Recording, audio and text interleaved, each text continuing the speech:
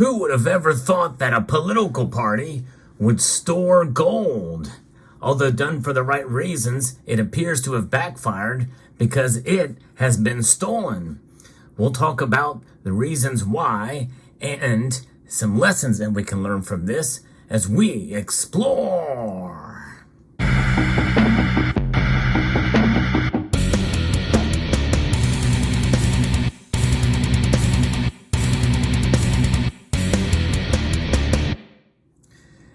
Very interesting thing that a political party in Ireland has decided to store up gold. And I'm going to be referencing a story that was shared with me by Doctor Who from Insider.com. A far-right Irish political party says that somebody had stole a considerable quantity of gold that they were hoarding in the case of an economic collapse. And indeed, it was an inside job for sure. As we know, typically these things are, when investigations are brought to their fullest conclusion, we find out that it was done from the inside, taken from their coffers. A far-right Irish political party says members of its organization stole a considerable quantity in gold from the party's safe. Money it was hoarding in case the economy collapsed. Now, I like that Insider.com uses the word money in exchange for gold here. I think that's good because gold really is money. And it's pretty much been designated as such by the Bank of International Settlements in April 2019 as a Tier 1 asset. So yes, indeed. If you enjoy videos like this where I bring you the news, I will hope you will consider continuing to watch the channel, subscribing to the channel, and pressing that thumbs up button down below. Pretty amazing, pretty remarkable to see that this has occurred. I never knew that a political party would do this, but indeed this is what happens. And there's a lesson we can learn from this, and I'll get to that here later in the video. In a statement posted to Twitter, the leader of the minor nationalist National Party, seems redundant, right? But nonetheless, Justin Barrett accused two party members of stealing gold from the party's safe vault in Dublin. Barrett said that the party reserve of gold was kept in case of a mishap in general, or more particularly, a collapse in the value of fiat currency. That's right, collapse in the value of fiat currency. All good reasons to store gold, yes indeed, in the case of the collapse of these. And of course, currencies, fiat currencies, all will die in one form or another if history is a judge or guide. So it's probably safe to do that. But I think they made a crucial error. And again, we'll talk about that later. Barrett said that the party's reserve of gold was kept in case of this more general, particularly a collapse in the value of the currency, had been dearly gathered by the sacrifice of party members and supporters over the many years. So everybody pulled together in order to pull these gold reserves together. And the Irish police, known as the Gardaí, found the gold bars, which they valued at over $443,000 US, according to the Irish Times. The Gardaí are investigating who the gold legally belongs to, and if any crime was actually committed, the outlet reported. There's some irony in this story. You probably have noticed it as we go through here, because, considering what hard right or whatever the right would mean in this particular case, sometimes it can blur the lines between the left. It all comes to a full circle in some of these cases. And I'll reveal a little bit more as we continue with this story. The Gardaí told the Insider that it does not comment on third-party statements or on named individuals, but that it is carrying out inquiries into an allegation of theft from a premises in Dublin 4. I don't know what Dublin 4 refers to, but maybe it's their precinct, or what have you, or their beat. Barrett had rallied against the theft from his organization, which was founded in 2016 and has no elected officials in office. Interesting. No elected officials, so it's a party without any representation in the government.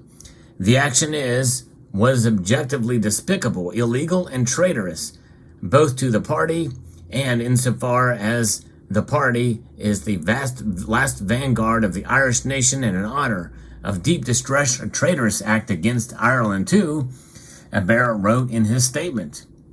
Barrett added that the 2 members who he believes stole the gold have been expelled from the party because a gangrenous limb cannot be accommodated, only amputated.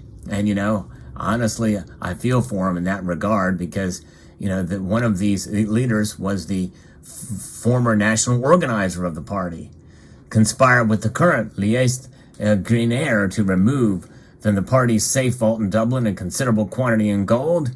So they found it, but they didn't find it in the hands of these people, apparently. Or if they did, they're kind of hush-hush about it. But likely it was probably done by these 2 individuals. Pretty interesting indeed. Now, what I understand from political leanings is typically hard right, sometimes can bleed over into the hard left in some cases. Many people would think that, some of the ideals of Germany, from the early 30s till the mid 1940s, was considered a hard right organization. But hey, when you think about socialism being in the name of the actual party, it makes you kind of wonder and think about what this hard right party is about.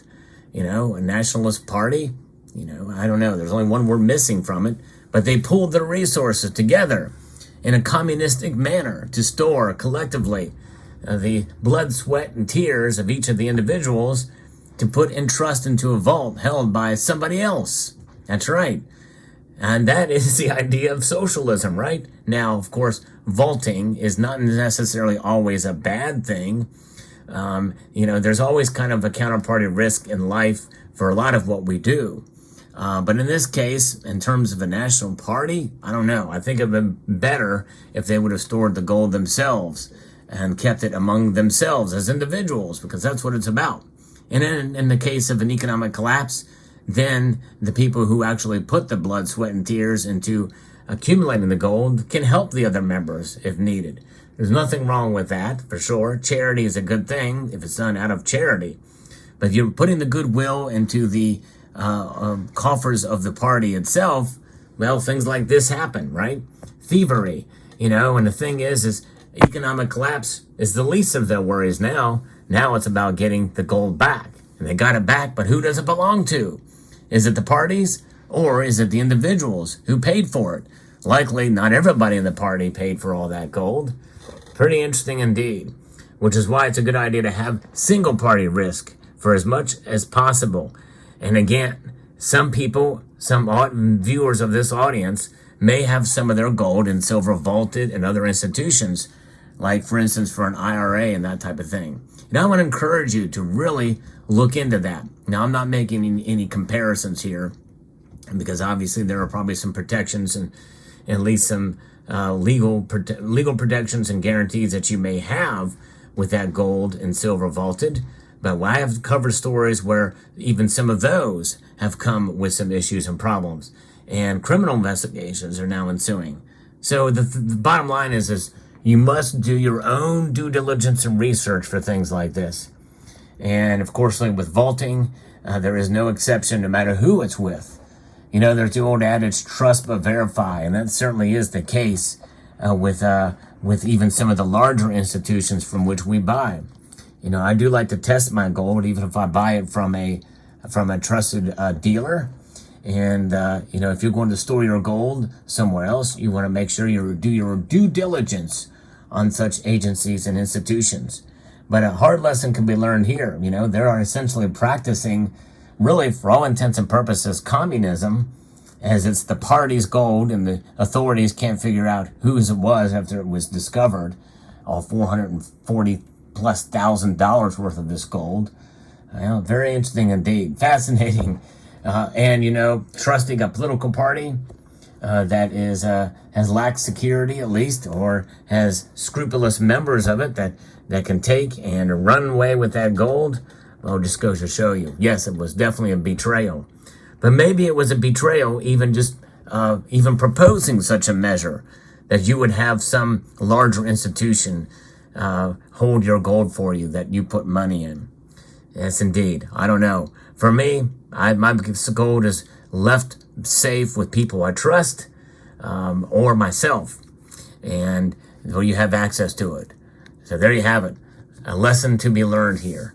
But in terms of gold, we all know how valuable it is. It can certainly protect us from economic collapse, but economic collapse can affect us all equally and individually. So therefore, it's best to have your own individual storehouse of gold and silver. So there you go. Let me know what your thoughts are about the story. Fascinating indeed. And thanks again to Dr. Who for sharing it with me. But are you a buyer of gold? Where do you store your gold? Well, you don't have to tell me exactly where it is, but do you have access to it if ever you need it? I hope so. Because you know what they say, possession is 9/10 of the law, and if you don't hold it, you don't own it.